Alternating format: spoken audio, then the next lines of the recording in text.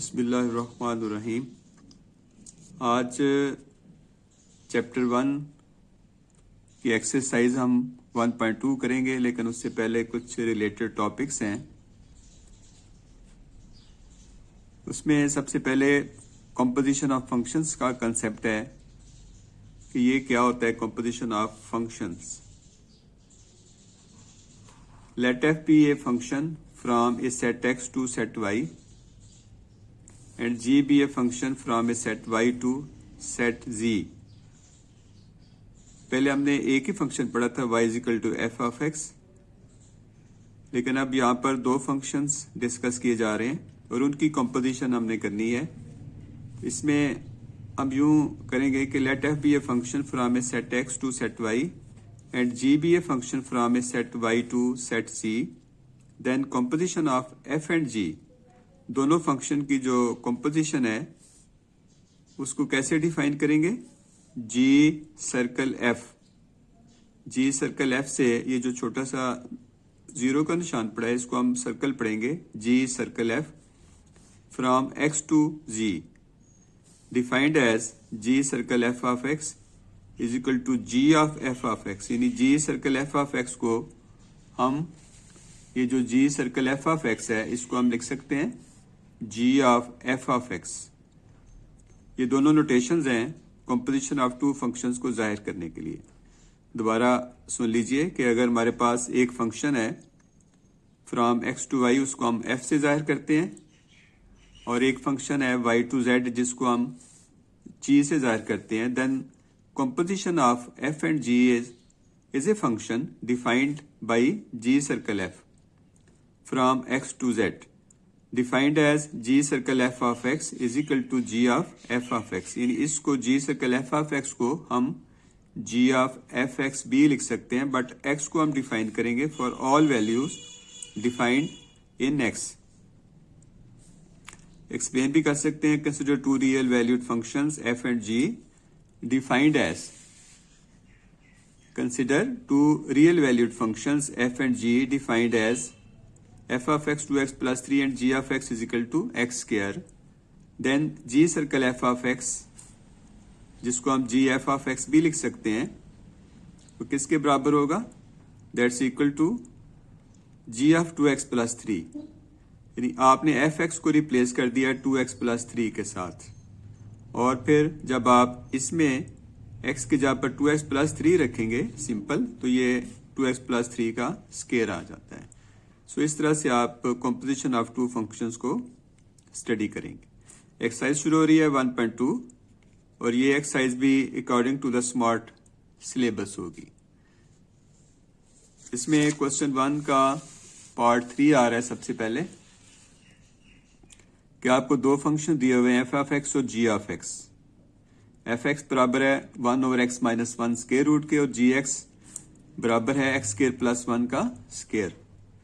तो आपने डिफाइन करना है, फाइंड करना है G F of G of X, B part में G circle F of X, और सी पार्ट में F circle F of X. D part भी है जिसमें आप फाइंड करेंगे G circle G of X. ये 4 पार्ट्स हैं जिनको हमने फाइंड करना है। तो सबसे पहले हम f सर्कल जी एक्स फाइंड करेंगे। उसके लिए आपको फंक्शन एफ एक्स लेना पड़ेगा। यानी आपने देखना है कि ये फंक्शन कहाँ से स्टार्ट हो रहा है। चूंकि ये f से स्टार्ट हो रहा है तो f वाला फंक्शन हम सबसे पहले लेंगे। f of x is equal to 1 over x minus 1 का स्क्वायर रूट।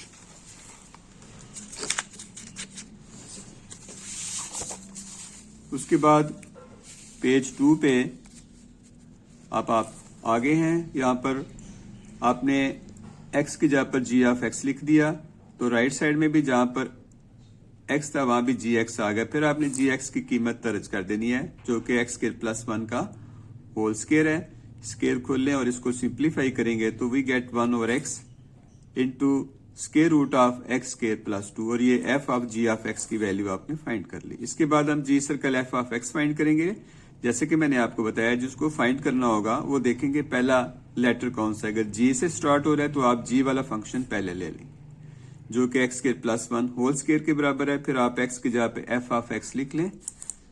जहां भी इसमें ये होगा कि जहां भी एक्स है वहां पर आपने एफ एक्स लिख लेना है, जैसे कि आप देख रहे हैं कि लिखा हुआ है एफ एक्स की जगह पे, फिर एफ एक्स की जो वैल्यू स्टार्ट में आपको दी हुई है वो दर्ज कर दें, फिर इसका स्केयर खोलें और सिंप्लीफाई करेंगे तो x ओवर x माइनस 1 का होल स्केयर आ जाता है। So this is the required value of g circle of f of x। Third part में c में हमने f circle F x find करना है, तो उसके लिए आप एफ एक्स को ले लें 1 ओवर x माइनस 1, ये आपको दिया हुआ है। तो फिर x की जगह पे f ऑफ x लिख लें, जहां भी x होगा वहां पर f ऑफ x आपने दर्ज कर देना है।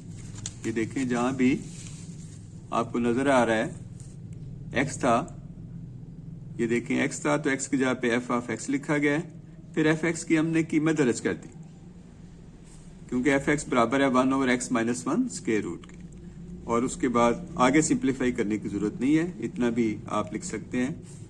इसके बाद आखिरी पार्ट है डी, जिसमें G circle G of X find करना है, तो उसके लिए आप जी एक्स पहले लेंगे और फिर एक्स की जगह पर जी ऑफ एक्स दर्ज कर देंगे, फिर जी एक्स चूंकि बराबर X square plus 1 whole square के वो दर्ज कर दें, फिर 2 की पावर 2 4, ये आ जाएगा एक्स स्क्वायर प्लस 1 होल की पावर 4 प्लस 1 होल का स्क्वायर लिख लेंगे। अब पेज 3 पे आ रहे हैं, इसका क्वेश्चन 2 का 4 पार्ट हम करेंगे। We shall simply find, ये क्वेश्चन 2 का 4 पार्ट है जो आपके स्मार्ट सिलेबस में मौजूद है। क्वेश्चन 2 का 4 पार्ट एक्सरसाइज 1.2 कि आपको फंक्शन गिवन है तो x को डिफाइन करना है कि ये 1 से ग्रेटर है। आपने ये दो चीजें फाइंड करनी है, एक एफ इनवर्स ऑफ x और एक एफ इनवर्स ऑफ -1। जब फाइंड कर लें फिर आप वेरीफाई करेंगे कि f of f inverse of x और f inverse of f of x दोनों x के इक्वल हैं। तो गिवन फंक्शन हमारे पास है f of x is equal to 2x plus 1 over x minus 1। हमने ये फाइंड करना है, तो फाइंड करने के लिए, इनवर्स फाइंड करने के लिए आप सिंपली इस फंक्शन को y के बराबर लेट कर लेते हैं। तो y is equal to 2x plus 1 over x minus 1, और फिर हम सॉल्व करते हैं for the value of x।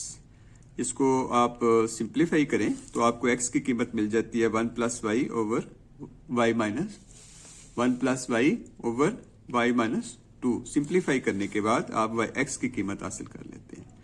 As we know that x can be defined as f inverse of y, क्योंकि y जो है हमारे पास ये एक्चुअली है function y is equal to f of x।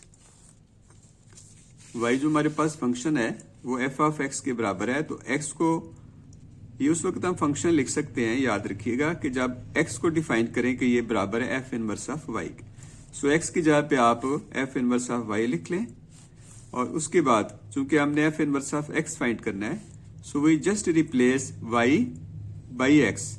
तो जहां भी y है वहां पर आप x लिख दीजिए, तो ये f इनवर्स ऑफ x आ जाता है।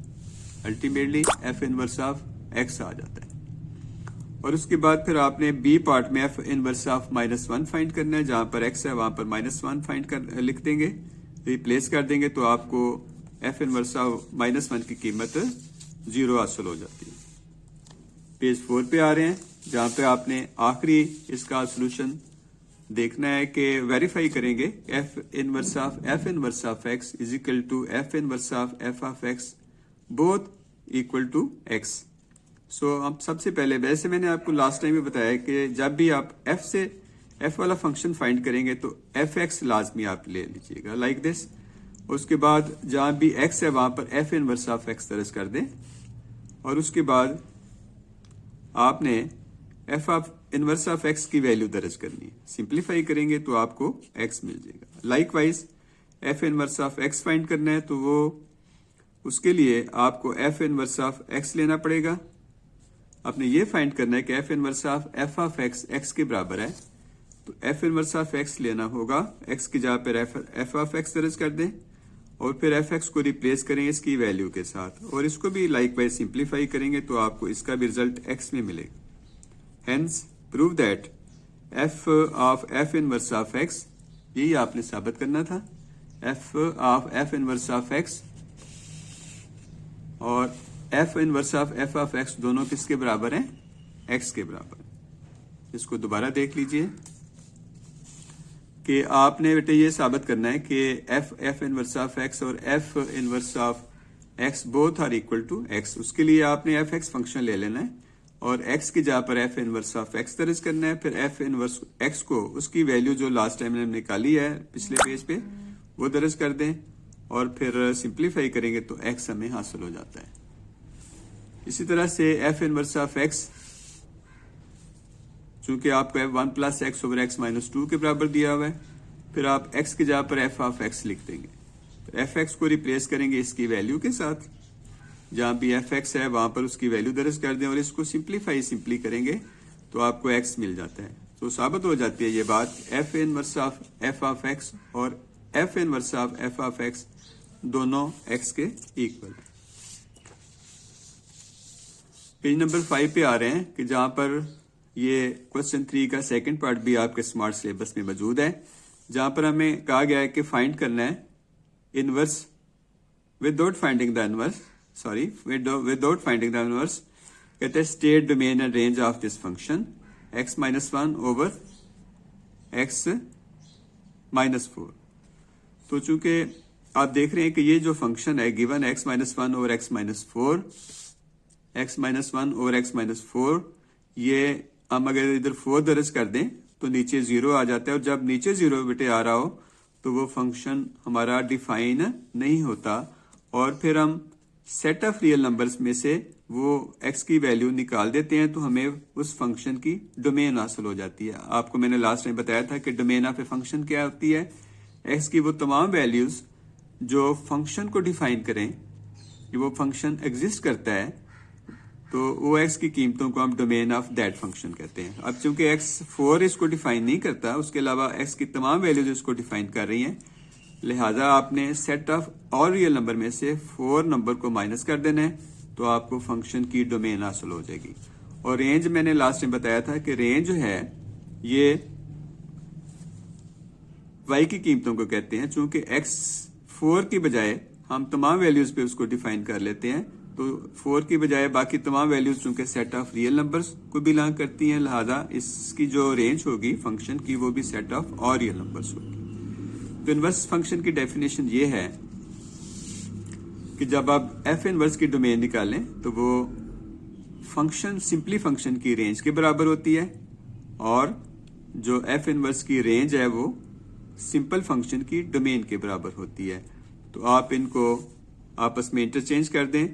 जो function domain of F inverse है वो रेंज ऑफ एफ जो कि सेट ऑफ रियल नंबर्स के बराबर है और range of F inverse domain of F के बराबर होगी जो r माइनस 4 के बराबर है। सो इस तरह से आप डोमेन और रेंज ऑफ एफ इनवर्स भी फाइंड कर सकते हैं।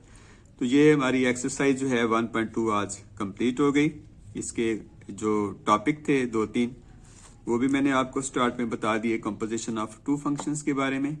और नेक्स्ट टाइम इंशाल्लाह ताला हम 1.3 को स्टडी करेंगे और उससे पहले जो उससे रिलेटेड टॉपिक्स हैं लिमिट्स का आ रहा है नेक्स्ट टॉपिक हमारा।